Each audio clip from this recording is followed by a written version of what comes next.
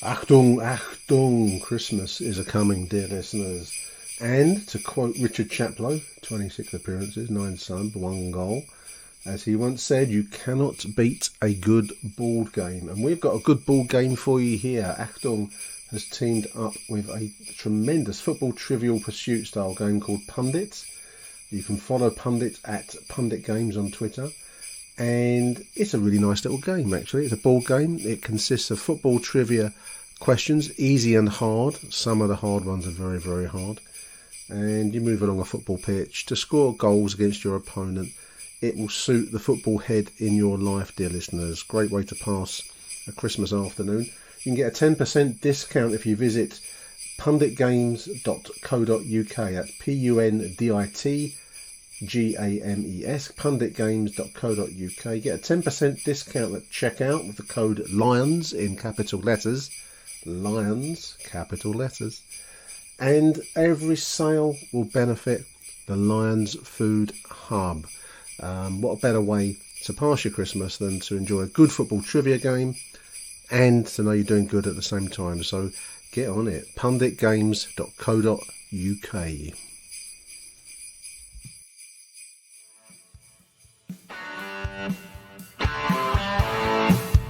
You're listening to Achtung Millwall, broadcasting from the beautiful South Birmingham. Accept no substitute.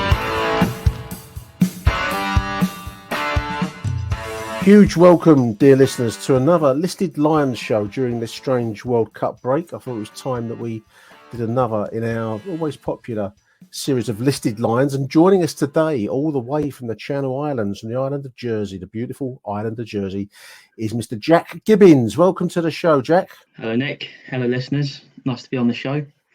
Nice to have you, mate. Nice to have you. Now, I was just burbling away, listeners, off air.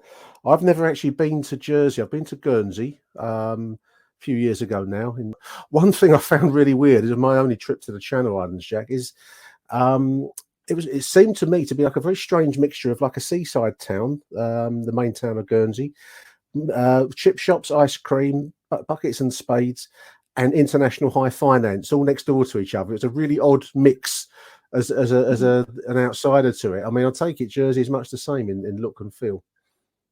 Yeah, very much so. I think, especially as the years have gone by, the finance element of Jersey's really taken off. I think maybe that's been at the expense of the seaside element as well. High rises here now.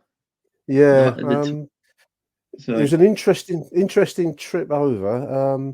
I do remember a big marina in Guernsey's main harbour. But as I say, I was just really struck by this odd mix of kind of homeliness, you know, with all the things you might expect in a traditional English seaside town, mixed up with these kind of high finance companies in the one door next to the other. I just found it bizarre. I really enjoyed my weekend over there, but that's, as I say, I have to save that up for some other time, some other podcast. It's quite interesting. I think when people meet people from Jersey or Guernsey, especially from my own experience within a footballing context, they expect me to start speaking French or something. Especially, you know, then you bring in the football element to it, and you're like, oh, you know, you're from Jersey, so what football team do you support? And you know, it's the usual story, like, oh, I'm Millwall. So tell us a little bit about yourself, Jack, such as you wish to disclose, mate. I mean, we're not looking for full chapter and verse here, but Jack Gibbins, how old are you, mate? How many years have you been on Jersey's beautiful soil? So I'm 24. I've lived in Jersey my whole life. Civil servant over here. I've been a Mill supporter since 2012. Okay, that's quite recent. I've met your dad and I've met your mum. Yeah. I shook hands with them in the West Lower, and I know Bill's struck me as a long-term old school Millwall fan, so we say. Mm-hmm. You were taken there as what, a 12-year-old? How old would you have been for your first trip to the Den, mate? Yeah, I would have been 14. So the first trip was in 2012. That was Blackpool at home. Right. My dad's first match was in 1971, and his first match was also Blackpool at home. So he's done 50 years, which I believe is the same number as you, Nick, isn't it? Well, if he went in 71, I started Yeah, going in 72, so Bill beats me by 1 year. But yeah, so 50, mhm, 50 years for me this year. I think Bill will be into his mhm, 51st season, and as a Millwall fan, it's the, the years to fly past. That's for sure. So that's what I call an old school Millwall mhm, fan, Bill. If you're listening, mate, I'm sure you will be. mhm. Sure you will be listening. Uh, your memories and your impressions of your first Millwall game, Jack. Blackpool at home. What was the result? Did we win that one? I haven't got the season in front of me. I'm trying to think back. I don't remember it off the top of my head. That was a 2-2 that day. Andy Keogh scored for us. He scored the opener, and then Wow, there's a name. Blackpool came back into it. I presume it was Tom Ince scored for them. Came from behind, and Right. then little known Harry Kane got an equaliser at the Coldblow Lane end.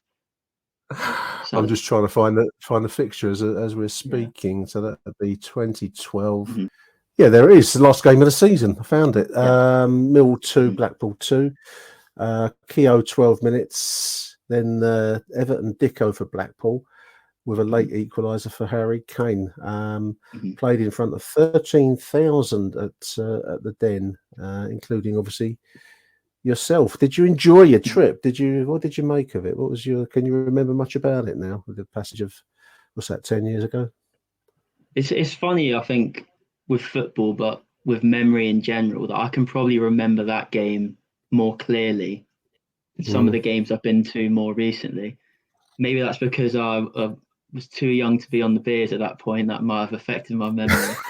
But If um, it's any consolation, that's welcome to the rest of your life, because I've yeah, found that we're just talking about the 1970s. I'm sure your dad Bill would say the same.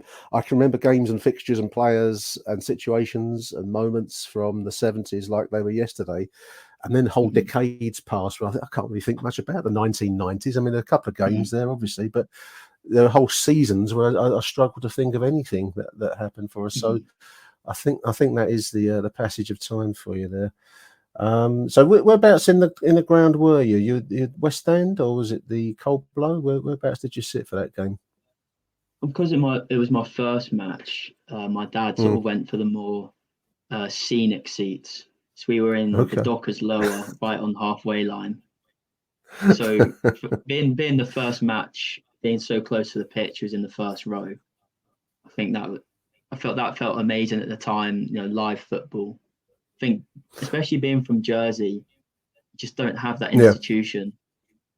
So it's quite belated for me compared to other Mill supporters, where they say they were taken to the ground when they were 4 years old, for instance.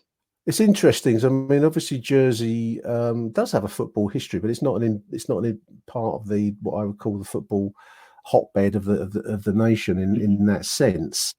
I Hmm. mean, famously, I think Matt Letizia was he a Jersey man, or was he a Guernsey? I know He, I always insult deeply when I say Guernsey versus Jersey, um, yeah, yeah. but it's like the most famous one that I can think of. I can't think of too many others from the Channel Islands. Graham Lasso is probably the most famous Jersey footballer. The so, But that's right. then, I was nagging at me. Yeah. from a Millwall perspective, we had Peter Vincenti played for Millwall. Well, he was at Millwall, but he never played a game. But I'm happy to count that. There's a name you've dug Um, up. I'm going to have to look him up as we're speaking, yeah, yeah, listeners. I'm going to have to look up Peter, because I do remember the name. I can't. Peter Vincenti, yeah, 2007 or 8. There he is on the Millwall History website with the Jersey flag alongside his name. He made one non-playing substitute appearance there, yeah. Jack. So that's a glorious. You signed him from St. Peter's of Jersey and Yeah. released him to Stevenage. That's not a great career, is it, No, really? no, But there is it him went up. downhill. Went downhill when he left Millwall, I think. I know recently I've been following, and I think it might be your dad that's been posting about Jersey Bulls, is it? A non-league side that have Yeah, made yeah. a bit of an impact I think they're in the same league as Fisher. Is it the Southern Counties Football League? Same step, but Same different step. league. Yeah. What's their ground like? Do you get round there very much to watch football, or is it is it a stadium? Is it kind of like a fenced pitch like Fisher's, or how is it at Jersey in It's that way? it's very much a stadium. It's much more of a stadium than any of the other clubs in Jersey's Right. division. There's a complete stand, but then like Fisher, you've got the fencing element around it. Hmm. I think like a lot of non-league clubs, it's quite funny because the official capacity is something quite silly, like 7,000. But I mean, you could probably only fit a couple thousand people in there.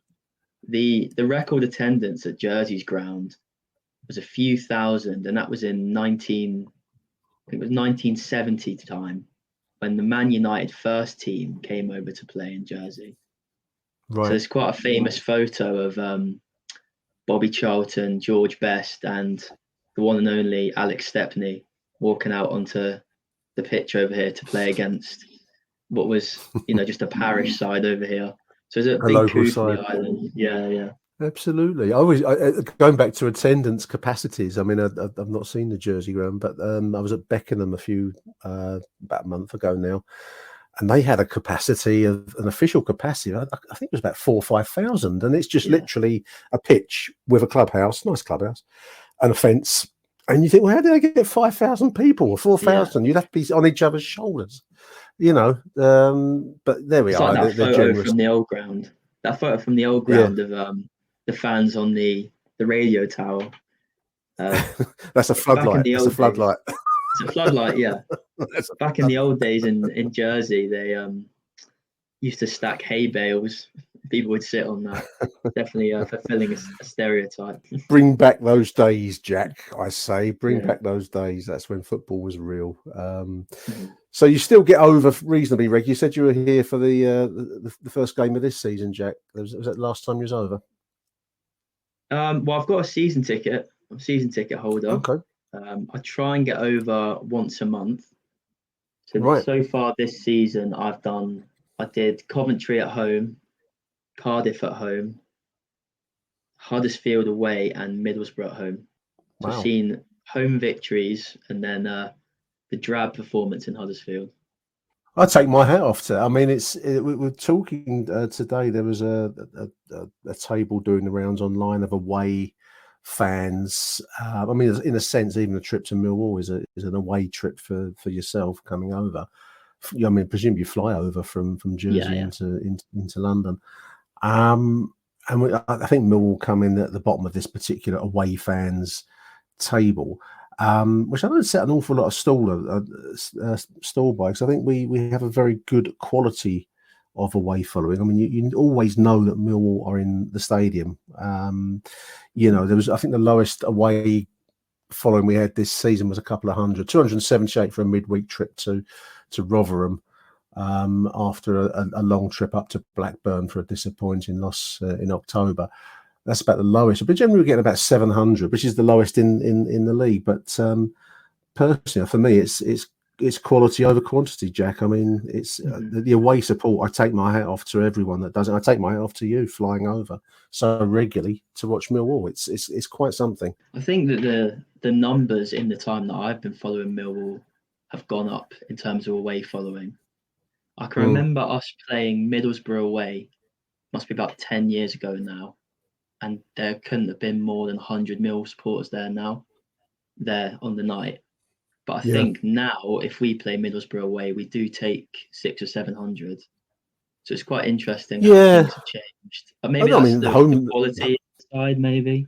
It's been a tough season, Jack. We're saying it's been a tough season, but we're talking to each other with us sitting in sixth spot now that we're breaking for the World Cup. Which is a pretty good season, really. It doesn't felt like that. I think that's the thing, really. It just hasn't felt like a cracking season. And yet, if you look at the numbers, and I'm just looking at the Millwall history website, for the season so far. If you take out that Huddersfield abomination, apart from that, it's been a pretty good run recently. I mean, one defeat in 2, 4, 6, 8 games. So. And we're 6th in the table, albeit on goal difference. I mean, that's pretty good. I don't know whether our expectations get overinflated sometimes, do you think, at Millwall? I think maybe the opposite. I think Mill supporters are probably naturally pessimistic. That's always what I think. Well, there's always this expectation that something's going to go wrong. The FA will stitch us up, or we'll concede a last The minute referee goal. will. Yeah. But I think that's hard life lesson. Yeah. I think maybe though expectations have been just about right this season. I think if you'd spoken to most supporters going into the campaign, they'd have said it's not a guarantee, but we'd like to get playoffs. Gary Rowett's been trying to build something the last few seasons. We've brought in some quality players, as Saturday showed. So the expectation maybe should be playoffs. At least have From a go here, anyway. I mean, from this situation, the 4-2 win obviously last Saturday at Preston, and we're 6, as we said, so we're in that magic playoff spot.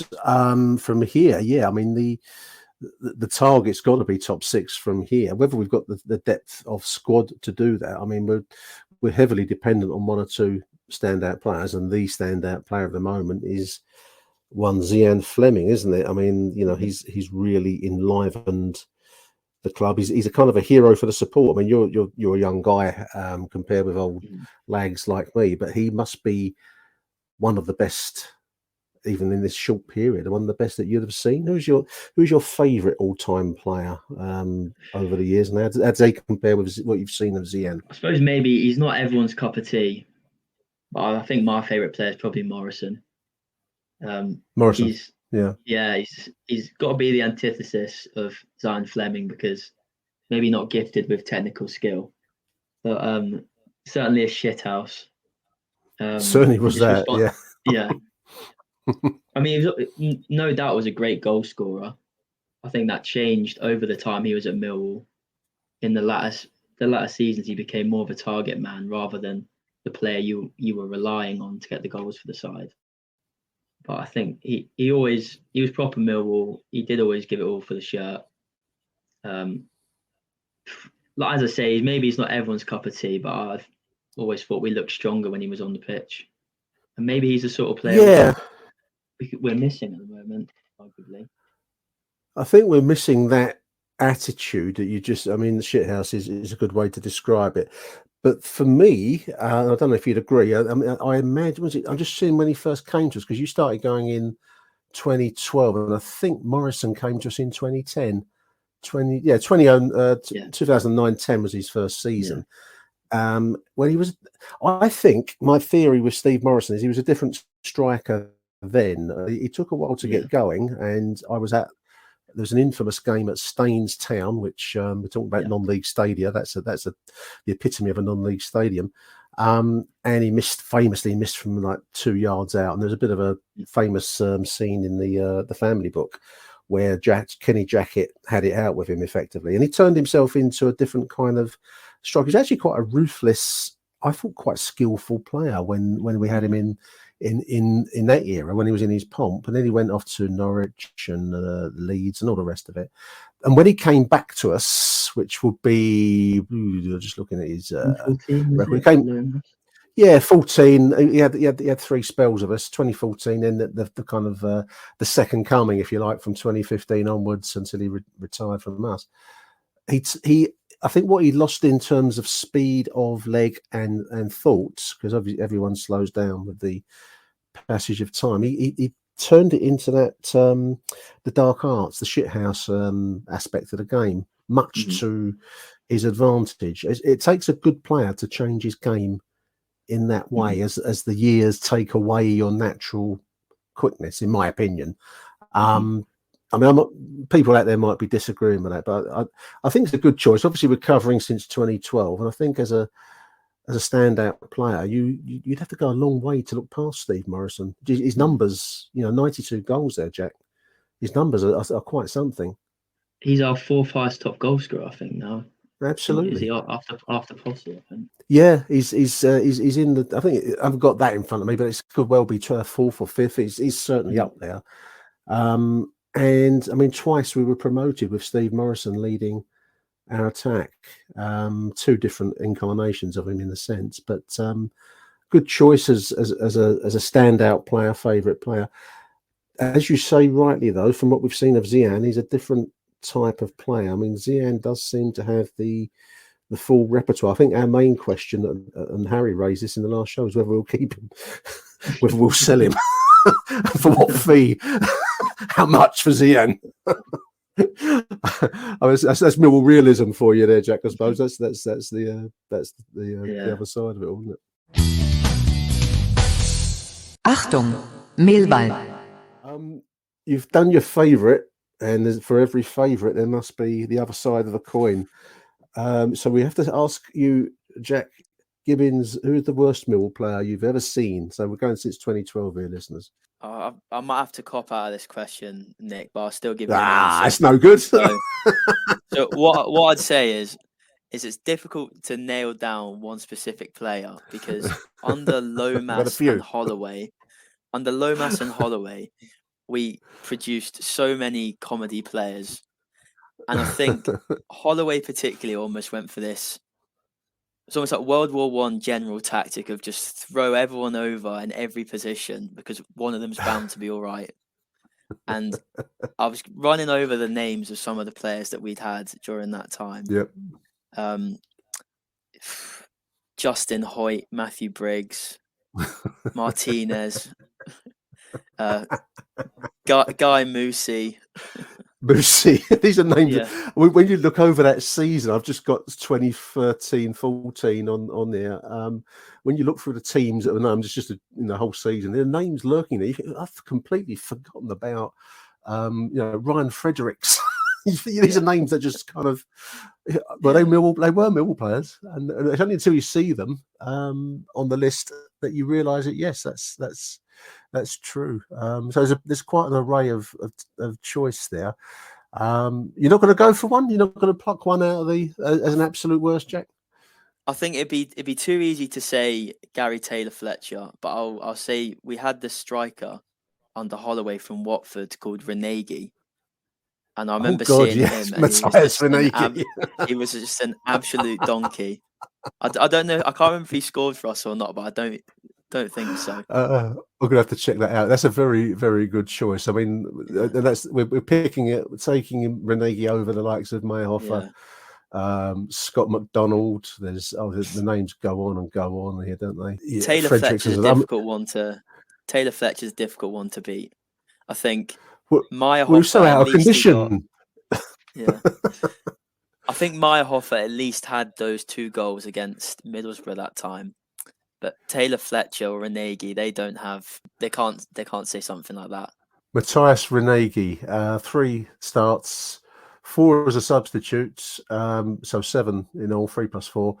No goals. I think that last statistic is for striker signed from on loan from Watford. So that's a good choice, Matthias Renegi, and amongst I mean, I was just thinking actually. I mean, as a decade of Millwall support, you've had the full range of near-death experiences, triumph and despair, and you've had the full whack there, Jack, haven't you? I mean. Mm-hmm.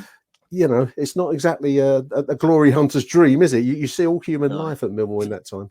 No, but it's interesting because what my dad would say to me, or has said to me, is people my age have had it pretty good being a Millwall supporter. When you think of how many times we've gone to Wembley compared with how many times he went to Wembley. Waited until 1999, get done by Wigan in the last minute. Yeah, I'd say the same. I mean, obviously, we the previous Wembley trip was back in 1945, Second World War. So from 1971-72, if you said to me that one day Mill will go to a cup final, we'll play in the top flight in the first division, and even go into Europe in the UEFA Cup, I would have thought you'd lost your mind. I mean, so the idea, these, and in the recent decade, I mean, as we just said there, we've had 2 playoff wins at Wembley, haven't we? 2010, 2017. Some great cup ties in that time, some really memorable occasions. And the other side of the Millwall coin is always, you have to have all these great moments mixed in with the likes of Ian Holloway, Steve Lomas, Matthias Renegi, and all the other, assaulted flotsam and jetsam of football that finish up at our club from time to time. So you've had the full range there, Jack. I will give you that much. I mean, you've also seen triumph on a scale that would have been unimaginable for the likes of myself and Bill and all any fans of the 70s vintage. Most memorable match for you, Jack? What's your most memorable match you've seen, mate? What's your choice? I think there's two obvious candidates for me, but I think most memorable match has got to be Bradford at Wembley. Bradford at Wembley. Just that moment where Gregory flicks it on and Morrison's there. Yeah. It was a perfect moment, wasn't it? It was because we were looking at extra time, and I don't know. It didn't. You always hope for the best, but extra time just felt like a long half an hour to come. Yeah. And up pops the man himself. 85 minutes. It is one of the iconic Millwall moments, I must say. Celebrated in full vigour on the pitch after the final whistle. And that remains another iconic Millwall moment. Ruined it for him. Well, I think, in fairness to Morrow, I mean, he's haunted with that comment, and some will hold that as evidence against him. But I think actually it did help dissolve some of the real anger that the Football League felt towards Millwall Football Club and Wembley Stadium and the games authorities, the great and the good, because it remains the only pitch invasion at Wembley, which is a point of some honour, I think, in Millwall terms, isn't it? I think it was just one of those. It was one of those days where it did just all seem to go right for us. Like on another day, Jordan Archer doesn't make that save, or on another day, it's us that gets done in the 85th minute. Yeah, and I think we deserved it that day, and we deserved it that campaign. But I think when you look at the sides who we played in the playoffs in both those seasons, where some of those sides have ended up, your Bradfords, obviously, your Southend's, these sorts of clubs. And I just think that if we hadn't have gone up that day, I think the side might have broken up. I think people were sniffing around. People were sniffing around Gregory and Williams, and even Jed as well. And if we hadn't have gone up that season, would we have kept hold of those players? I'm not so sure, to be honest with you. No, it's a very good point. It's an interesting point, because you're right. I mean, Swindon, I think, are lurking in, who we beat in 2010. I think they're in League Two.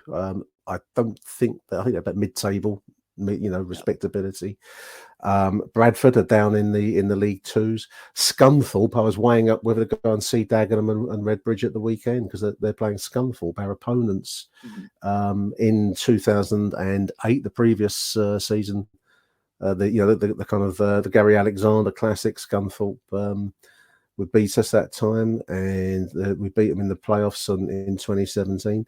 So it is quite galling when you see where teams tumble down to. And so much in football is it turns on little moments and bubbles in the pitch, and chances taken, chances missed or scored or whatever. So remarkable where these other teams are at, and we are now dreaming of the biggest dreams. I'm going to guess. There's a link question next on our list here, Jack. Most memorable match, then most favourite Millwall moment. I'm going to guess it would be the same, or would you choose a different moment, so to speak, from your Millwall career? My favourite Millwall moment is Murray Wallace's goal against Everton. I think there's a lot of reasons to. Yeah. I think there's a lot of reasons to pick that match. Because I sit in block 12, I was in one of the perfect positions for it.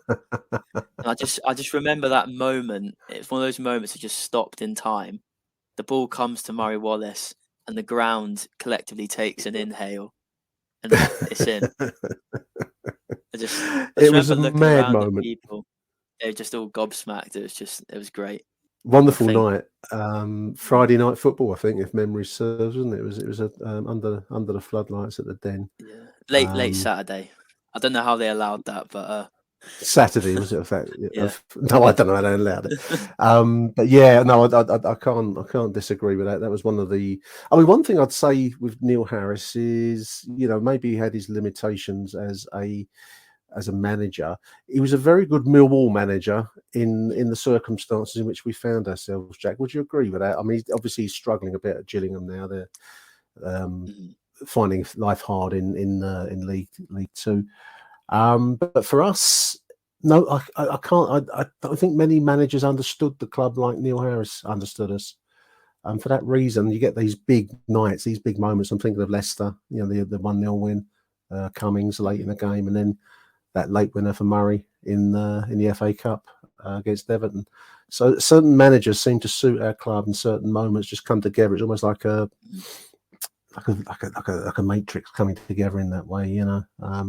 Good choice. It's an interesting question, because I think there's no doubt that our team on paper now is better than that team that beat Everton.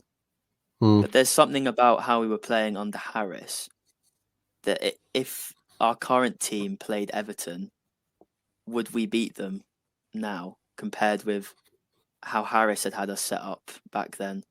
Because under Harris, we were playing cup final football, go at it. It is both our greatest strength and our greatest weakness that the whole club and support and the managers like Neil Harris and Dennis Wise in his time understood the Millwall need for these great massive moments, where the giant is slain at the Den. What we're not good at is relentless successful league football, because you've got to keep turning up over 46 games, 23 at home, 23 away, and do it regularly week in, week out. We build to these great crescendo moments like Everton, like Leicester, and they live in the mind forever. We're talking about the playoff win at Wembley.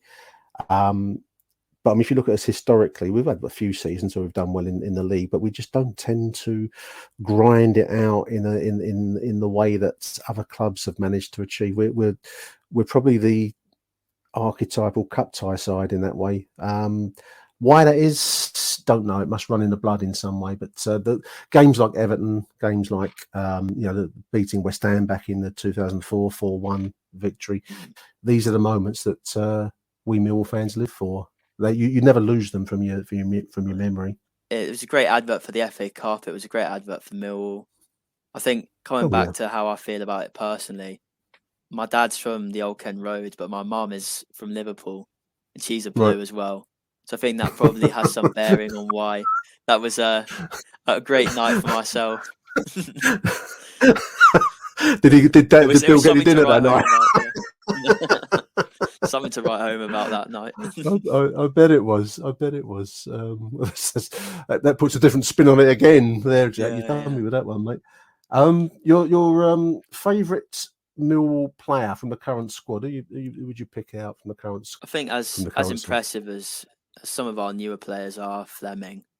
I think it's too soon to throw them in as being our favourite current player.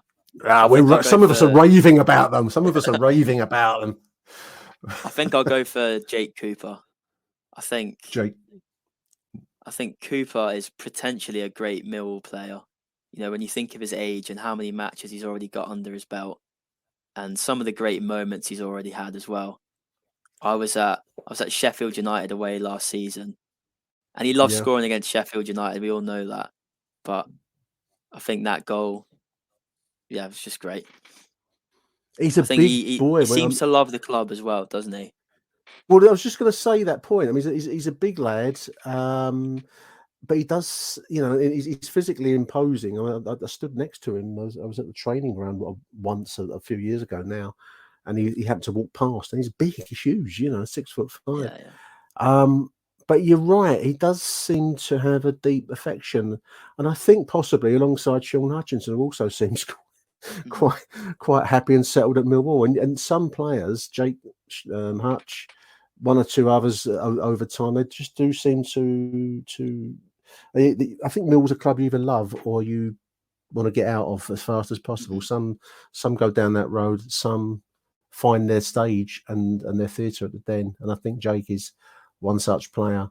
And I think you're right. I think he's got the capacity to be a great Millwall player. It's always wonderful when you see a big lad like Jake doing little skillful things. I think, whenever we see Murray Wallace doing a Cruyff turn or Jake making a pass or a run forwards into an unlikely position. There's just something uplifting about it.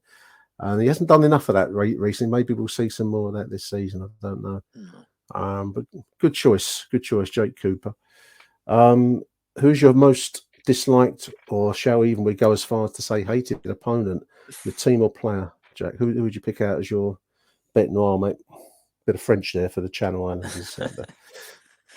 There's always, I'd say 3 or 4 choices you could go with. I think there's no doubt that West Ham are our main rivals, our fiercest rivals. Absolutely. But I'm not sure if I could, despite that being true, that they're the team I hate the most. I think it's strange with West Ham because even though they are our most fiercest rival, maybe there's an element of a shared culture there with West Ham. Yeah, I'd agree with that. I'd agree with that. That then leads me on to say that I think, that leaves you with Charlton or Palace or Leeds. And I think it's very easy to hate them. I find it quite hard to hate Charlton. They're just not.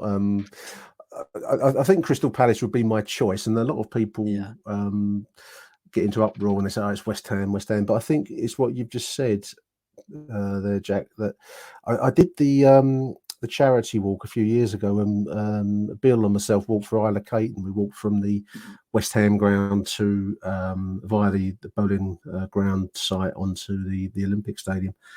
And there's a real truth that but for the shirt colours, they're the same people as we are. They're very similar clubs in that, very similar support, and it is a real thing. I find Crystal Palace have this idea that they're somehow superior, as God knows why or what they've ever done, but. I think it depends which school you went to and who the predominant element were at that school. And for me, it was Crystal Palace fans. So I've always had an irrational hatred of Crystal Palace, or rational hatred, actually, not irrational.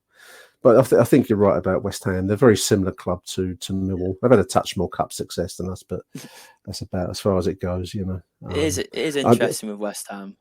Earlier this year, I managed to actually meet Jeff Hurst. And my dad and I asked him about Harry Cripps' testimonial. And he spoke about Harry Cripps with great affection, and was talking about the match as well, which was anything but a friendly. I think it wouldn't be. Despite being a testimonial. That just predated me. I think I was only about 11, and I remember it had been the close season. I think it was in the close season after I started to go, but even I knew at that young age it probably would be best to give that one a swerve, aged 11, going up with my 11-year-old friends to what would be effectively a barroom brawl on the terraces. I don't know. I think that having said all of that, I don't want to go too misty-eyed about West Ham listeners. It's quite nice to see them struggling against relegation at the moment, so we can put that into context. Let's hope they get relegated. I think another contender for me though is probably Leeds United. Do you hate Leeds? Do you? I find them quite hard to hate. They're just amusing. There's the champions of Europe. I remember a few years ago, it would have been Bielsa's first trip to the Den. That must have been 2017, I think. And he'd been asked by a reporter before the match, what do you think about going Millwall? There's such a hostile atmosphere there. And he said something off, I'll have managed or played in worse, more hostile places.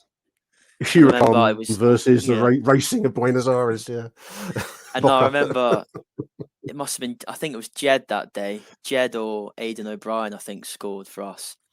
And Bielsa ended up in our dugout, I think. He just completely lost his head. So I think Millwall got under his skin that day. I know what you mean. I just find them faintly ridiculous. When was it? It might have been the before the 2010 playoff that we beat Leeds, didn't it? It was the famous Jimmy Abdou. It'd be the season before when Jimmy Abdou put one past them, then took us into the Scunthorpe playoff final, and I can't remember what it might have been, the Lions Trust, but I took a call from the bloke who was the Leeds Supporters Trust head, and he rang me up, and he said he was also a big the admin on their main website, which is the fans' website, which is called Wacko. So I said, Wacko? For me, I thought there used to be a TV series set in a public school. Well, Wacko? What's that got to do with Leeds? So I asked him, what does Wacko stand for? And then it's an abbreviation of "We are the champions of Europe." I said, well, you never won the European Cup. They got to a final once, but they got beat. I said, oh yeah, they regard themselves as like true champions rather than the ones that actually won it. It's just laughable, isn't it? I mean, anyway, that's I don't know. It's like us saying we won the cup in 2004. I think it's not going to wash. It's mad, isn't it? Achtung, Millwall. Last question here, Jack. We'll come to the end of our series of listed Lion questions. I'm going to get you to name your best ever Millwall 11. So we're talking about since 2012 here, mate. I need an 11 from you based on your own knowledge of Millwall Football Club since you started going. Who would you go for? So starting off with the keeper, I think in the time that I've supported Millwall, we've had some good keepers. That's always been the case with Millwall historically. So there's a few. Jordan Archer was good. He made that one save, didn't he? Stephen Bywater comes close. Was good. He was good. Yeah. God, yeah. Forgotten him. For me, it's got to be David Ford, though. I think. Fordy, yeah. One of the easier positions to pick. I just think he was a great player on the pitch, and he clearly loved Millwall off of it as well. He's still in and around the club. I think the standout moment. The standout moment I can think with David Ford is he made a great save against Wigan in 2013, I think. We'd gone 2-0 up, and they'd got a goal towards the end, and they came forward, and the ball, they crossed it, the player heads it, and the ball's looping over Ford, and he's stepping backwards, and he gets it. And I just think he was a great goalkeeper. Great goalkeeper. He had a particular spell as well where he was in the Island squad as well, on the back of playing so well for us. I think he really was a great keeper. And a physical presence, Jack, as well. I mean, he dominated his goal and penalty area. One of my favourite photos, I think we played Luton when Luton were a non-league side. They went for a bad period. And there's a scuffle at Kenilworth Road on the pitch, and Alan Dunn was in the midst of two Luton players trying to swing at him. And then there's this great picture of David Ford just kind of appearing like Frankenstein's monster over the back of him to get involved in this melee. You wouldn't want it to take a right-hander off a Ford. That much. But very calm individual now. He's got into kind of psychology and all that kind of thing, sports psychology. And as you say, still in and around the club. So great choice, David Ford in goal. Who are we going to go for across your back line? Who's your defenders you're going to choose? So start off at right back. I think in a similar vein to Ford, it's got to be Alan Dunn for me. I think Alan Dunn. Dunny. Yeah. Good choice. What I loved about Alan Dunn, and I think a lot of fans shared this sentiment, is he managed to see off so many potential replacements in his time at the club. You think about Adam Smith now, who's playing in the Premier League. He managed to see him off. Ryan Fredericks, we were talking about earlier as well. And it's just the same as a lot of these players from that generation, where he always gave it for Millwall, left nothing on the pitch. Good choice. Think my favourite Dunny moment was that goal that he scored away at Leicester. It was in 2013. We're sort of slowly sinking down the table. Yeah, long shot, was it? Yeah. It would have been about, I think, 85 minutes. The ball drops to him on the edge of the area. He hits it stays on the floor into the corner. And then there's that famous photo of him peeling away, pointing at the away end in the orange kit. Yeah. Great move. Great player. Always used to get slagged off, Danny, as well. I think the more he got slagged off, the more he wanted to. He had that kind of Morrisonian idea that he'll stick it back as well. And I think there's a mutual kind of respect that gets built on that. One of our all-time high appearances as well, I think, without checking. But yeah, a good choice. So who's our next on our list then, Jack, after Alan Dunn? I think the first centre back be Robbo. Paul Robinson, good choice. Yeah, I think he's probably one of the most, if not the most, defining Millwall player of that crop. I think just like Morrison, that playoff final goal against Swindon. Swindon, that's right. Etched his place in Millwall history, and rightly so, I would say. And his famous cry from the tunnel in the semi-final against, was it Huddersfield, wasn't it? About as they came out onto the pitch, kind of a Titanic night as well. So yeah, great player, and of course still involved. I think he's one of the first team coaches now at the Den, so still involved, which is always good to see with our older players. So Paul Robinson. Who else at central defence for you? I think there'll be some honourable mentions for Hutch and even Danny Shitu, to be fair. I think they're both great players for Millwall. But I'll go with Cooper. Jake. Yeah, Jake Cooper. For the reasons that we'd said earlier in the podcast, I think he's been a top player for Millwall. He's potentially be a hero. He's still only young. He's already got plenty of appearances under his belt, some great moments.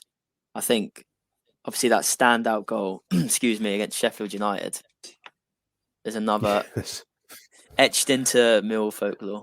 That will be one you'll take away with for the rest of your days. It was a great goal. That would be a central defence that would be uncompromising and would give you a bit of aerial attack as well. There, Paul Robinson and Jake Cooper as the two going forward for the corners.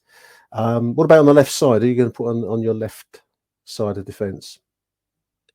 So completing the classic back four of that generation, I'd go with Tony Craig. I think he had, he had 3 spells at Millwall. He did. I thought, was it 3 or was it 4? I thought it might be even more than that. Jack, let's have a quick look. 4 spells. He came to us. 4 spells. Yeah. 2203 to 2006-07, 2007-08, then 2008 to 2012, and then 2015 to 2018. Yeah, so he kept going away and coming back. 4 spells for the Lions. That's quite something. 300 starts, 22 subs, 9 goals. Good player, strong player, great player. I can't recall a goal from Craig, but I can recall him celebrating a tackle like a goal. I think it was against Colchester or Shrewsbury, I think at the Den, where the player was 1-on-1 and he gets back and tackles him. Proper stuff. My memory of Craigie, was he wearing that kind of Phantom of the Opera mask at Charlton? It was a 4-all, I think. It finished 4 each, and he's wearing that out there. Very brave player. Millwall player through and through as well. So our back line, we've got David Ford in goal, we've got Tony Craig, Paul Robinson, Jake Cooper and Alan Dunn. That's a pretty full-on defence you've picked out there, Jack, I'll tell you. Who are we going to go for in midfield, mate? Midfield. Probably the more difficult part, at least on the wings. I think if you'd have asked me this question a few weeks ago, the answer would have been easier. But on the right, I'll still have to go for Wallace J. I would agree with that 100% as a player. One of our better right-sided winger stroke forwards that we've had in recent times. Certainly a major contributor to our promotion season. And despite the pantomime the other week, as he said himself, coming to Millwall reignited his career. He was not going anywhere. Well, he was adrift. Yeah, no, that's right. And he was a star, and I think he responded to being a star at the Den. I think it was about 250 appearances that he made, 40 odd goals, I think. So a great contributor. It's a shame it finished up as it did, but I think that's all sound and fury on the day. The other, the West Brom game recently, and it all worked out well for us. So I think we can forgive him. We'll put him in your best ever 11 there. So there's Jed on the right side. Who are you going to go on the left side? I think the left side is got to be the biggest comedy position. I think in the whole time I've supported Millwall, we have never had a decent left winger. And as No, I we've say, always to we do struggle with a left-sided player. Yeah. to comedic levels. I wish I could say Doug Old or someone like that, but Yes. Before your I time, mean, young man. again, looking through some of the players we've had on the left while I've supported Millwall, the new cross Nedved, Mr. Jiri Scalak. One of the biggest wastes of money of all time. I think Yeah. Budvarsson was in that category as well. When you think how much we paid for these players and what we got back from them, but there we are, water under the bridge now. It is a hard position. We've never in the last few years, really, we've always struggled on the left side. I don't know. You always have a sense that we're filling in slightly on that side of the midfield. There's but there we been are. some false dawns, I think. When Conor Mahoney first joined the club, he'd had a good pre-season. And, he always played well against Luton, and you thought, he's going to kick on from here. But it never happened, unfortunately. It never did. No. No. So I think you can go 4-3-3 if you want. I'm presuming we're going to go for the classic 4-4-2 here, Jack. Yeah, I've still put down a player. I've gone for Martin Wolford as the best of a bad bunch. I think he's not a bad choice. He always gave everything, Wolford, didn't he? He came to Millwall as a very average player, but in the 2013-14 season, he was probably one of our best players. He scored a great goal against Leeds, I remember, and he always gave us all, I would say.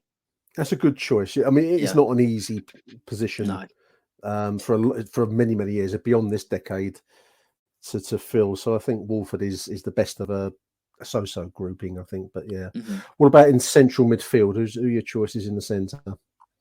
Certainly a bit more easier choices here. So first up's got to be Jimmy Abdu.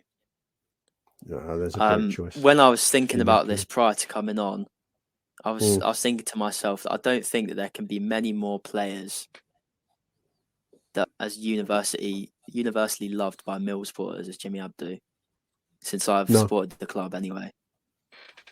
He my first match was the last match of the season in 2011, 2012, and he'd won the player of the season that year.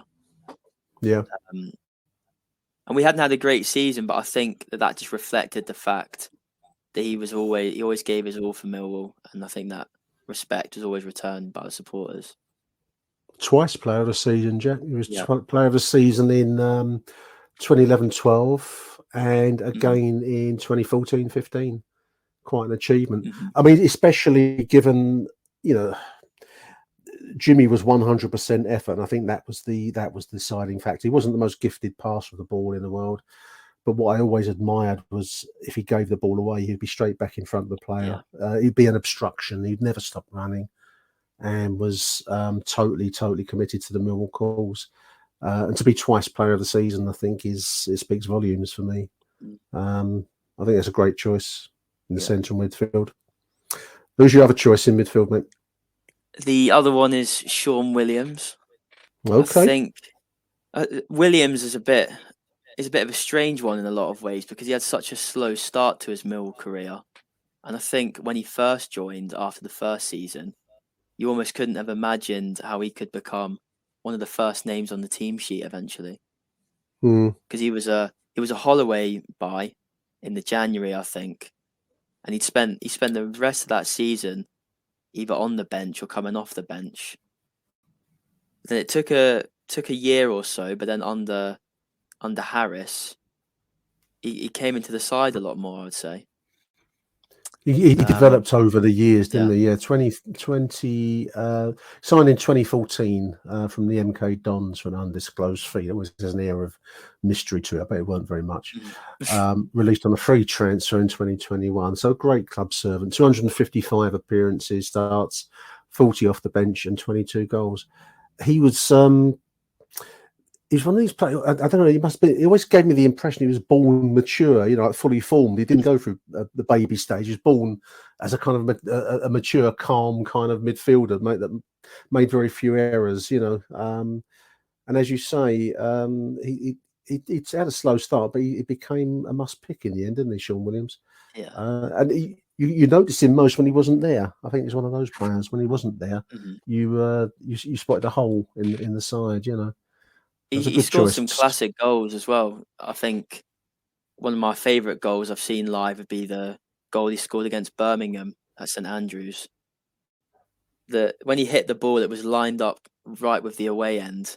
Oh yeah, The ball yeah, stopped in yeah. midair, and then I know the one you mean. Yeah, he I love he the was also photos in the yellow and black kit. It was also the supplier of the cross for Gregory flicked on Yep. at Wembley, wasn't it? Which then found its way through to Morrison to score against Bradford. No, very, very one of those players you could easily miss. He's underrated in some ways, Sean Williams, but fine servant for the club. So good choice. So we're going to come to our two striking positions now, Jack. Who are you going to go for up front, mate? I think I know one of them. Yeah. We'll go with that one first. So I'll start with Morrison to lead the line. Absolutely. As we spoke about earlier, there's been so many different eras of Steve Morrison at the club. He had the sort of Terry Butcher headband Morrison and the silver Skinhead. fox. Yeah. That's Skinhead and the silver fox. Yeah, no, he's our all-time fourth highest scorer, Steve Morrison. So yeah, as we've touched on him already, a great player, and remains one of the great Mill servants, despite any pantomime stuff that happens when he comes managing other sides. Yeah. Now, it remains who he is for me. Who are you going to put alongside him up front there, Jack?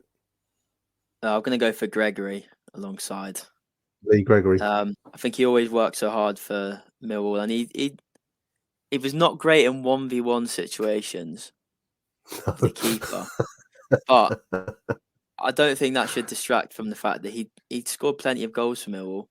He scored in my first ever away match, which is at Rochdale. He was a great Scored in player. I mean, yeah. signed from Halifax Town, and I think his wife was always trying to get him back up north. I think that was that. I think he probably would still be with us. I think he was quite set at Millwall. And another player, Jack, for whom the Den was his stage. I mean, he went to Stoke, I think, didn't he? And he's at Sheffield Wednesday, I believe, at the moment. I believe that's where he's at.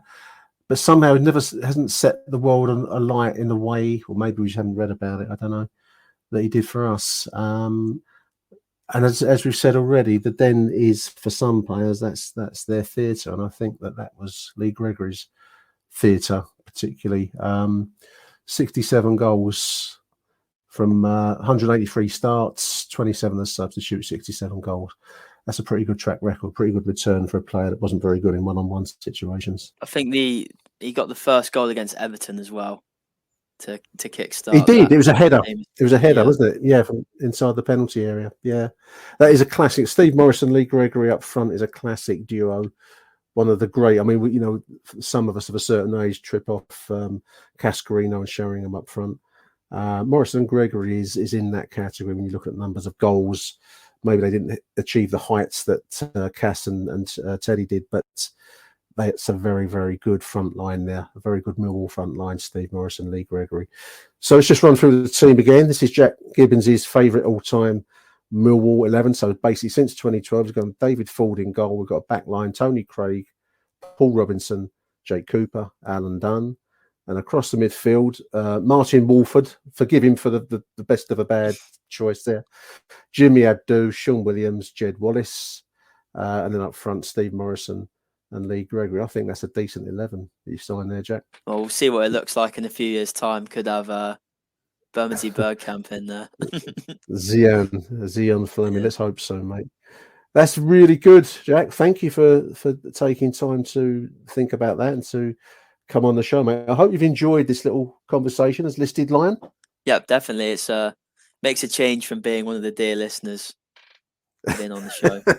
Huge thank you to Jack Gibbins all the way over there in Jersey. Give us a shout next time you're over, Jack. We'll come around and shake your hand or something. And thank you to you too, dear listeners, for tuning into this edition of Listed Lines. If you want to be a listed line, do give us a shout. Hit me up, I think the kids say, Jack, on Twitter, don't they? Hit me up on the Twitter. whilst it's still there. It might not be there for much longer, the way it's going. And give me a shout, and we can try and put a call together, particularly over this strange World Cup break that we're lurched into. What's it like in Jersey, Jack? I mean, someone said to me today that there's very little in the way of no flags flying from the cars, no flags in people's windows, nothing, very little was in Sainsbury's yesterday, no kind of, well, not much in the way of World Cup, get your beers in, all that kind of thing. It seems very flat, mate. Is there much excitement over there in the islands, Channel Islands? No, I wouldn't say so. It's quite a strange thing, I think, what's going on with this World Cup. I think a lot of people at this stage would know when all of England's games are, who England's playing against, when the opening match of the whole tournament is. And I'm not getting that feeling from anyone, to be honest with you. No, I'm not. It's a strange thing. Maybe once it starts, maybe if England can put a few goals past, he says, Iran. I mean, we don't really know what we're going to get from Iran. You never know whether you're going to get, they might be decent. We don't know, really. The USA, I think, are potential dark horses to go a distance in the World Cup. So we might find ourselves playing Wales for the wooden spoon. Who knows? But yeah, if we can get out the group and get the knockout football going, then maybe that'll get the excitement going. I don't know. It's a strange one. I think it's got that kind of it's a sense of imposition in the season almost. When the World Cup is normally the pinnacle of the season, this feels rather like I don't know, like it's like it's being inflicted almost. But anyway, there we are. Well, maybe the excitement will begin once it begins. Certainly don't have a good record against the Americans at the World Cup either. So we have to wait and see. Well, for the weight of expectation that's heaped on the England team's shoulders, there's this expectation that we're always going to win it. Our track record is largely pretty average, if not average to poor. When you look at apart from 1966 and a couple of semi-finals here and there, we've got no real right to consider ourselves contenders. But there we are. We do, and that's what Gareth Southgate, the Gary Rowett's role model, will take out there to Qatar. Anyway, we'll see. Huge thank you to Jack. Thank you, mate. I'll let you have your evening back now, mate. And thank you to you two, dear listeners. And we'll be back with another show during the course of the World Cup break. Until then, Arrivederci Millwall, and bye for now. Achtung, Millwall.